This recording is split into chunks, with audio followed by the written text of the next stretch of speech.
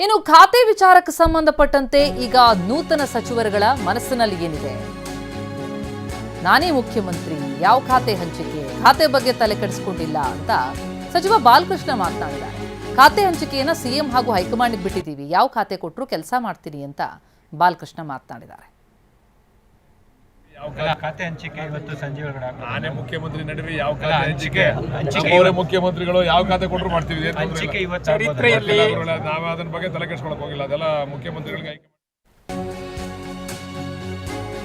ಈಗಾಗಲೇ ಅಸಮಾಧಾನಿತ ಶಾಸಕರನ್ನ ಭೇಟಿ ಮಾಡಿದ್ದೀವಿ.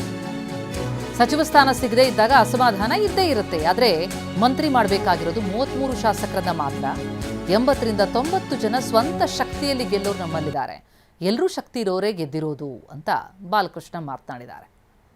ಏನಾಗಲ್ಲ ಸರ್, ಸುಧಾಕರ್ ಅವ್ರನ್ನ ಭೇಟಿ ಮಾಡ್ತೀವಿ. ನೆನ್ನೆಲ್ಲ ನಾರಾಯಣ ಸ್ವಾಮಿ ಅವ್ರನ್ನೆಲ್ಲ ಭೇಟಿ ಮಾಡಿದ್ದು, ಇವತ್ತು ಸುಧಾಕರ್ ಅವ್ರ ಮಧ್ಯಾಹ್ನ ಭೇಟಿ ಮಾಡ್ತಾ ಇದ್ದೀವಿ. ಅಸಮಾಧಾನ ಎಲ್ಲ ತಣ್ಣ ಆಗ್ತಾ ಇದೆ. ಅಸಮಾಧಾನ ಈಗ ನನಗೆ ಕೊಡದಿದ್ದಾರೆ, ನನಗಿಲ್ದೇ ಇದ್ರು ನಿಮ್ಮ ಬಾಲಕರಿಗೆ ಅಸಮಾಧಾನ ಇರ್ತಿರ್ಲಿಲ್ವಾ? ಹಿಂಗೆ ನ್ಯಾಚುರಲ್, ಅದು ಮನುಷ್ಯನ ಅದು ಬಂದಿರತಕ್ಕಂಥ ಗುಣ, ಮನುಷ್ಯನಿಗೆ ಬಂದಿರತಕ್ಕಂಥ ಗುಣ ಅದು. ಅದರಿಂದ ಏನಾಗಲ್ಲ, ಸಮಸ್ಯೆಗಳು ಬಗೆಹರಿತವೆ. ನಾವೆಲ್ಲರೂ ಏನು ಇಲ್ಲಿ ಪ್ರಾಬ್ಲಮ್ ಏನು ಅಂತಂದರೆ ಎಲ್ಲ ಶಕ್ತಿ ಇರೋರೇ ಗೆದ್ಬಿಟ್ಟವ್ರೆ. ಆದರೆ ಮಂತ್ರಿ ಮಾಡ್ಬೇಕಾಗಿರೋದು ಬರೀ 33 ಜನ ಮಾತ್ರ. ಎಲ್ರಿಗೂ ಶಕ್ತಿ ಐತೆ. ಅವ್ರ ಸ್ವಂತ ಶಕ್ತಿ ಮೇಲೆ ಕಾಂಗ್ರೆಸ್ನ ಸುಮಾರು ಒಂದು 80ರಿಂದ 90 ಜನ ತಮ್ಮ ಸ್ವಂತ ಶಕ್ತಿ ಮೇಲೆ ಗೆಲ್ತಕ್ಕಂಥವ್ರು ಇದ್ದಾರೆ. ಇವ್ರನ್ನೆಲ್ಲರೂ ಎಲ್ಲಿ ಮಾಡೋದು? 33 ಜನನೇ ಮಂತ್ರಿ ಮಾಡಬೇಕಲ್ಲ, ಸ್ವಲ್ಪ ಗೊಂದಲ. ಪ್ರತಿನಿಧಿ ಪ್ರಸನ್ನ ಮಾತನಾಡಿಸಿದ್ದಾರೆ ಬಾಲಕೃಷ್ಣ ಅವರನ್ನ, ಕೇಳಿ. ಸರ್, ಇವತ್ತು ನೀವು ಅಸಮಾಧಾನಿತ ಶಾಸಕರನ್ನ ಭೇಟಿ ಆಗ್ತಿದ್ದೀರಿ, ಬಂಗಾರಪೇಟೆ ನಾರಾಯಣ ಸ್ವಾಮಿ ಅವ್ರನ್ನ ಭೇಟಿಯಾಗಿದ್ದೀರಿ, ಎಂ ಕೃಷ್ಣಪ್ಪ ಅವ್ರನ್ನ ಭೇಟಿಯಾಗಿದ್ದೀರಿ. ಎಲ್ಲರ ಅಭಿಪ್ರಾಯ ಏನು? ಹೇಗೆ ಸಮಾಧಾನ ಮಾಡ್ತಿದ್ದೀರಿ? ಅವಕಾಶಗಳು ಎಲ್ಲಿ ಉಳಿದಿದ್ದಾವೆ ಇನ್ನು? ಇಲ್ಲ, ಅವರು ಕೇಳ್ತಕ್ಕಂಥದ್ದು ನ್ಯಾಚುರಲ್ ಜಸ್ಟಿಸ್ ಕೇಳ್ತಾ ಇದ್ದಾರೆ. ಹಿಂದೆ ಆಗಿದ್ದಾರೆ ಅವ್ರಿಗೆಲ್ಲರಿಗೂ, ನಮಗೂ ಒಂದು ಅವಕಾಶ ಕೊಡಿ ಅಂತ ಕೇಳ್ತಾ ಇದ್ದಾರೆ. ಅದು ಕೇಳೋದ್ರಲ್ಲಿ ತಪ್ಪಿಲ್ಲ. ಆದರೆ ಅಂತಿಮವಾಗಿ ನಮ್ಮ ಮುಖ್ಯಮಂತ್ರಿಗಳು, ಮಾಜಿ ಮುಖ್ಯಮಂತ್ರಿಗಳು, ಅಧ್ಯಕ್ಷರು, ಖರ್ಗೆ ಸಾಹೇಬರು ಮತ್ತು ಹೈಕಮಾಂಡ್ ಅಳೆದು ಸುರಿದು ಕೆಲವು ತೀರ್ಮಾನಗಳನ್ನು ಕೆಲವು ಸಂದರ್ಭದಲ್ಲಿ ತಗೊತದೆ. ಅವಾಗ ಎಲ್ಲರೂ ಕೂಡ ನಾವು ತಲೆ ಬಾಗಬೇಕಾಗ್ತದೆ ಆ ತೀರ್ಮಾನಕ್ಕೆ. ನಾವ್ಯಾರು ಕೂಡ ಹೈಕಮಾಂಡ್ಗಿನ್ನ ಪಕ್ಷಕ್ಕಿಂತ ನಾವ್ಯಾರು ಕೂಡ ದೊಡ್ಡವರಲ್ಲ. ಕೆಲವರು ನೋವಾಯ್ತದೆ. ನೋಡಿ, ನಮ್ಮಲ್ಲಿ ಏನಾಗಿದೆ ಅಂದರೆ, ನಮ್ಮಲ್ಲಿ ಸುಮಾರಷ್ಟು 100 ಜನದ ಮೇಲ್ಪಟ್ಟು ನಮ್ಮ ನಾಯಕರುಗಳು ಶಕ್ತಿಯಾಗಿರೋ, ಸ್ವಂತ ಶಕ್ತಿ ಮೇಲೆ ಪಕ್ಷದ ಇದ್ರ ಮೇಲೆ ಗೆಲ್ತಕ್ಕಂಥವ್ರು 100 ಜನ ಅವರು ನಮ್ಮಲ್ಲಿ. ಅದೇ ದೊಡ್ಡ ಸಮಸ್ಯೆ. ಬೇರೆ ಪಕ್ಷಗಳಲ್ಲಿ ಆಯ್ಕೆ ಹುಡುಕ್ಬೇಕು, ಇವ್ರನ್ನ ಎಲ್ಲರನ್ನೂ ಹುಡುಕ್ಬೇಕು ಮಂತ್ರಿ ಮಾಡಬೇಕಾದ್ರೆ. ಇಲ್ಲಿ ಹಂಗಲ್ಲ. ಇಲ್ಲಿ ಎಲ್ಲ ಮಾಜಿ ಮಂತ್ರಿಗಳು, ಸೀನಿಯರ್ ಲೀಡರ್ಗಳು, ಘಟಾನುಘಟಿಗಳವರೇ ನಮ್ಮ ಕಾಂಗ್ರೆಸ್ ಪಕ್ಷದಲ್ಲಿ. ಇದೇ ನಮ್ಮ ಸಮಸ್ಯೆ. ಏನೇ ಆದರೂ 33 ಜನನೇ ಮಾಡಬೇಕಲ್ವ? ಅಳೆದು ಸುರಿದು ಕೆಲವು ಲೆಕ್ಕಾಚಾರದ ಮೇಲೆ ಮಾಡಿದ್ದಾರೆ. ಈ ಒಂದೇ ಸರಿ ನಮ್ಮ ಲೆಕ್ಕಾಚಾರಗಳು ಸರಿ ಇಲ್ಲ ಅಂದಾಗ ಸ್ವಲ್ಪ ಸರಿಪಡಿಸ್ತಕ್ಕಂಥ ಕೆಲಸನ ಆಗಬೇಕಲ್ವ? ಎಲ್ಲೋ ಒಂದು ಕಡೆ ಗೊತ್ತಿಲ್ಲದೆ ಆಗಿದೆ, ಇದಾಗಿದೆ, ಸರಿಪಡಿಸೋಣ, ಅದು ಮಾಡೋಣ, ಇದನ್ನು ಸರಿಪಡಿಸ್ಬೇಕು. ನಮ್ಮ ಉದ್ದೇಶ ಏನಂದರೆ 29ಕ್ಕೆ ನಮ್ಮ ಪಕ್ಷ ಕೇಂದ್ರದಲ್ಲಿ ಅಧಿಕಾರಕ್ಕೆ ಬರಬೇಕು, ಮತ್ತು 28ರಲ್ಲಿ ನಾವು ಅಧಿಕಾರಕ್ಕೆ ಬರಬೇಕು. ಇದು ಈಗ ನಾವೆಲ್ಲ ಕಿತ್ತಾಡ್ಕೊಂಡು 28ಕ್ಕೆ ಅಧಿಕಾರಕ್ಕೆ ಬರದೆ ಹೋದರೆ 5 ವರ್ಷ ಏನು ಮಾಡ್ತಾರೆ? ಸೀನಿಯರ್ಸ್ಗಳೆಲ್ಲ ಟೈಮ್ ಮುಗಿದೇ ಹೋಯ್ತದೆ ಆಮೇಲೆ. ಅದರಿಂದ ಎಲ್ಲ ರೀತಿಯ ಆಲೋಚನೆಗಳಾಗಬೇಕು, ತೀರ್ಮಾನ ಆಗಬೇಕು. ಪಕ್ಷ ತೆಗೆದುಕೊಳ್ತಕ್ಕಂಥ ತೀರ್ಮಾನಕ್ಕೆ ನಾವೆಲ್ಲರೂ ಭದ್ರಾಗಿರಬೇಕು. ಸರ್, ಪ್ರಿಯಾಂಕ್ ಖರ್ಗೆ ಅವರು ಸೇರಿದಂತೆ ಕೆಲವೊಂದಿಷ್ಟು ಮಂದಿ ಹೇಳ್ತಿದ್ದಾರೆ, ಅಕಸ್ಮಾತ್ ಪಕ್ಷ ನನಗೆ ಜವಾಬ್ದಾರಿಯನ್ನು, ಪಕ್ಷದ ಕೆಲಸ ಮಾಡು ಅಂತ ಹೇಳಿದ್ರೆ ನಾನು ತ್ಯಾಗ ಮಾಡ್ತೀನಿ ಅಂತ. ಆ ರೀತಿ ಈಗ ಮತ್ತೆ ಮಾಡೋದಕ್ಕೆ ಸಾಧ್ಯನಾ? ಯಾಕಾಗಬಾರ್ದು? ಏನಾಗಬಾರ್ದು? ನಾವೆಲ್ಲ ಏನು ಮಂತ್ರಿಗಳಾಗಿ ಉಟ್ಬಿಟ್ಟಿದ್ದೀವ?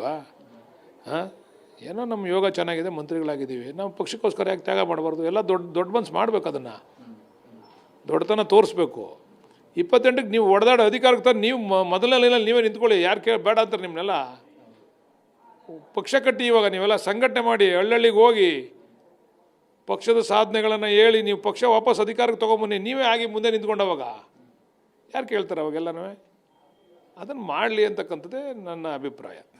ಸರಿ, ಈಗ ಅವಕಾಶ ಸಿಕ್ಕಿಲ್ಲ ಅಂದರೆ ಮುಗದೇ ಹೋಯ್ತು ಅಂತ ಅನ್ಸುತ್ತಾ, ಅಥವಾ ಇನ್ನೂ ಅವಕಾಶ ಇದೆಯಾ? ಮುಗದೇ ಹೋಯ್ತು, ಯಾವುದು ಮುಗಿಯಲ್ಲ ರಾಜಕಾರಣದಲ್ಲಿ. ಯಾವಾಗಲೂ ಕೂಡ ನಾವು ಆಶಾವಾದಿಗಳಾಗಿರ್ಬೇಕು ರಾಜಕಾರಣದಲ್ಲಿ, ನಿರಾಶಾವಾದಿಗಳಾಗಬಾರ್ದು. ಇವತ್ತೇನೋದು ಕೈ ತಪ್ಪೈತೆ ಅಂತ ನಾಳೆಗೇನೋ ಒಳ್ಳೇದಾಗ್ಬೋದು ಅಂತ.